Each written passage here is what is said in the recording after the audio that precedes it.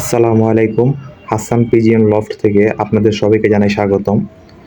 আজকে কবুতরগুলোকে ছাড়লাম। আজকের ওয়েদারটা অনেক সুন্দর একটা ওয়েদার। আপনারা দেখতে পাচ্ছেন। অনেক ঠান্ডা একটা পরিবেশ। বিগত কয়েকদিন যাবৎ অনেক গরম ছিল, যার কারণে কবুতরগুলো ওইরকমভাবে ছাড়তে পারি নাই এবং কবুতরও খুব বেশি ফ্লাই করে নাই। আমি যদিও খুব ভোরে ছাড়ি, ওয়েদার ফ্লাইংয়ের জন্য অনুকূলই থাকে, বাট আজকে অনেকটা সুন্দর পরিবেশ এবং ওয়েদারটা অনেক ঠান্ডা, যার কারণে কবুতরগুলো খুব স্বাচ্ছন্দ্যে ফ্লাইং করতেছে। আপনারা দেখতে পাচ্ছেন অনেক সুন্দরভাবে উঠতেছে তারা। আর এখন শীতের আগে কবুতরগুলোকে প্রিপেয়ার করে নেওয়া উচিত।